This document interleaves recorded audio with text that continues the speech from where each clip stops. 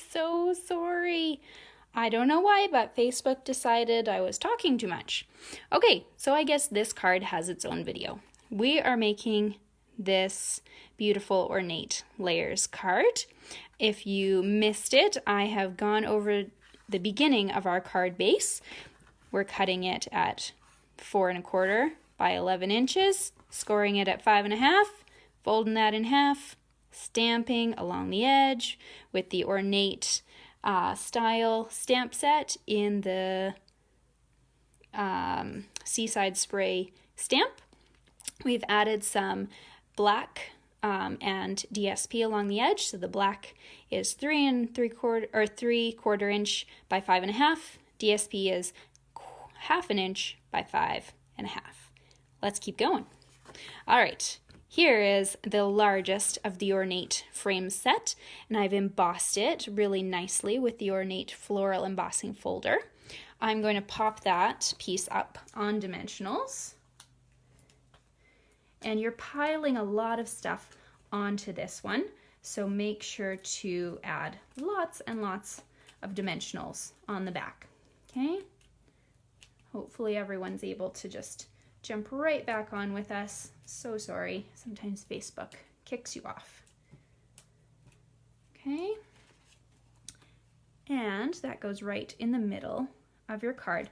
Again, I talked about the fact that you barely see any of this border either, but when this card is in front of you, it is so nice to have that texture. Okay, so now to keep building on this card, we're gonna maybe just set this base aside for the moment and do our other pieces on their own, okay? So what you need is 2 pieces of basic black. So the first one is going to be cut at 3 3/8 by 4 5/8. The second one is 3 1/8 by 4 1/2. And then when you do stamp and the shaving cream for this card, which again I will show you at the end, you will cut this one out with the 3rd largest stitched rectangle die. Okay, if you're trying to find it, it's the one that's about 3 inches by 4 3/8. So I'm going to show you how to do a technique for this later, but you'd make your background, let it dry, and then what I did was I stamped the Ornate style set of blooms here with my Versamark, and I put white embossing powder over top and heat embossed. Okay, so I'm hearing stop for a second. Was there something that's not clear, Kathy? Or you just need to catch up? Like I said, if you've bought the kit, don't bother writing these measurements down. You're going to get all of them in your email.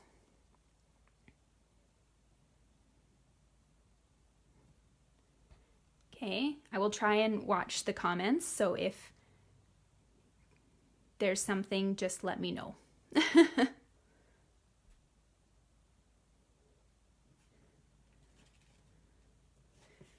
Okay, I'm gonna go slowly. With the piece that is embossed, we're going to attach it directly onto the smallest of the black rectangles with snail or your double-sided tape.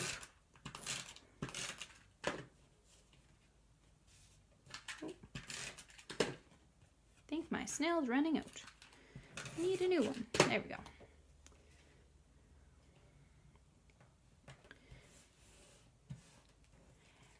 And then you're going to take some of our polka dot tulle ribbon, and there should be a big long piece in there. We're going to wrap it at the bottom of this page, and no bows, we're just tying a quick and dirty knot, okay? So put it off to the left-hand side of your card because we want to be able to still fit that sentiment in there, okay? So put it very close to the left side, and then with your scissors, trim off any excess, okay? Like so. All right, now I have also incorporated a different stamp set into this sentiment. So I took the sentiment from the So Sentimental stamp set. I heat embossed it with white embossing powder, and I stamped onto the Seaside Spray cardstock with the stitched So Sweetly dies. Okay, so I'm going to take some dimensionals and pop that up. I like to just put dimensional on the top and bottom because then it's not landing on top of my tulle ribbon. Okay, and that's just going right here at the bottom. And with your gems, then you can decorate a little space here. Don't forget to use all 3 sizes. I'm running out, but we'll do our best. Okay.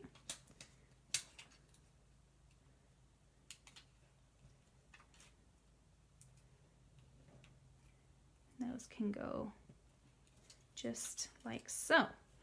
Now this one with just the 1 layer of black is going to get built up with dimensionals.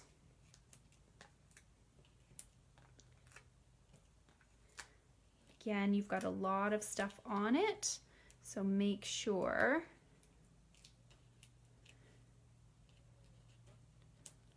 there we go. You are more than welcome for no bows. Make sure to add lots of dimensionals and then put this onto the other black. Probably completely unnecessary, but I just thought it looked absolutely gorgeous with that extra little bit of a border. Okay, now this piece, you can bring back your card base here. We are going to attach straight onto your white piece of paper. So I do suggest grabbing double-sided tape. Because we've embossed this white piece of cardstock, it's going to be a lot harder for your adhesive to stick to it. So sometimes with our snail, it's just not as strong as a tape could be.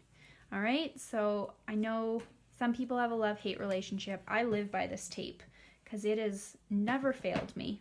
I'm just gonna add some of that into the corners. Like so. And this can go straight on the top of your card. Okay. Now for the inside of our card, we of course need to decorate. I'm turning it sideways once again, just so it's in your screen. And we're going to do a little bit of decorating in here. So the base that we're using is a basic black. It's going to be cut at 4 inches by 5 1/4. And that can get attached straight to your card base. I think my snail is out, so I'm just gonna go with tape now. Sorry guys, this will take a little longer, but that's okay.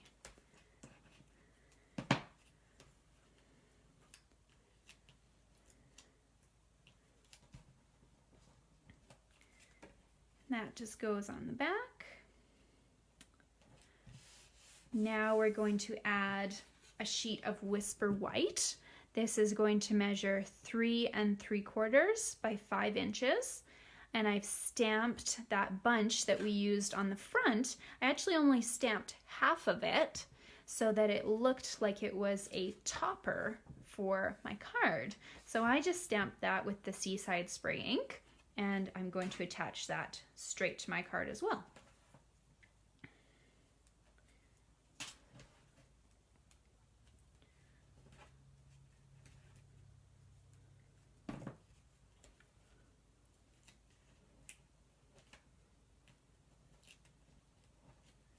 And I put the little flowers up at the top.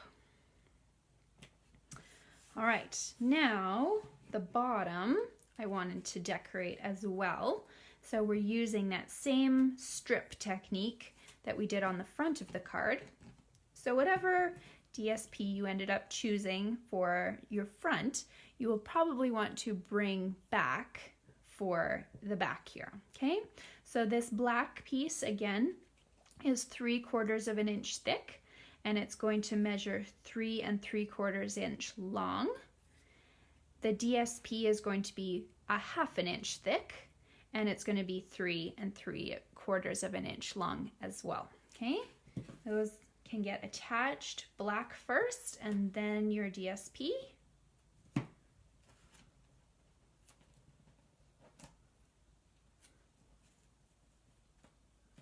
And I actually went right over top. You'll notice it's actually the thickness or the length of the black piece in the back. I went straight over top of my black so that it almost just envelopes it and kind of ties my base into the project. Okay, so don't be afraid if it's long. It's done that way on purpose. Okay, and then this piece of DSP can either go up or towards the center of your project, whatever you prefer. It's kind of fun either way.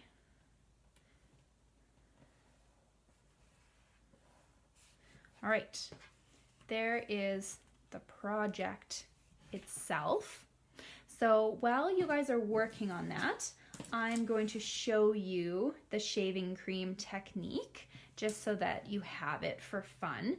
And remember that when you do the shaving cream technique for this card, you'll do what I show you and then leave it for like 24 hours and the colors start to bleed out into each other. Okay, so with a ugly sort of disposable plate, you're going to grab some thick and rich shaving cream.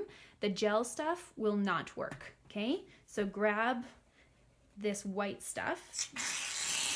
Oh, don't spray your other cards. And grab a whole plate full. Okay, now we have a variety of re-inkers, and these are for us to replenish the juice in our ink pads. So what I did I'll show you the card that I did again. For this Mountain Air card here, I ended up choosing for my sky Balmy Blue, Blueberry Bushel, Smoky Slate, and Seaside Spray. So you can put these onto your foam in whatever order you'd like, and keep in mind, no project will ever look the same. They're always going to be different, and that's kind of the fun. I like it that way. All right, so we've got one color. So I've put a few dots along the base of my shaving cream, and then not touching any of those other dots, I'm going to add a second color. Again, evenly spaced, just around the perimeter, and a few on the inside. So by the end of this, you'll want to have a dot approximately, every inch or so at least. They can be closer because we are mixing them together, but don't put them side by side for this card. If you're doing my smushed one and you're leaving it, the colors are going to bleed anyways, but it's kind of fun to be able to do this controlled look first, and then after that you can go ahead and get messy and creative and let your colors bleed together. All right, so now with something sharp, so you can use a toothpick. I just have scissors on hand because I forgot. You can choose whether you're going to be somebody who likes a swirly sky background or just one that goes back and forth in a zigzag. You're just going to start dragging that shaving cream back and forth so the colors start mixing into one another, okay? You don't want it to turn black from all your mixing, but you want only a little bit of white space kind of showing in the end. All right, so now put that somewhere safe so you're not going to get dirty. You're going to need, this is where going to Home Depot is going to come in handy, and you're going to want a workspace that you can dispose of with you, okay?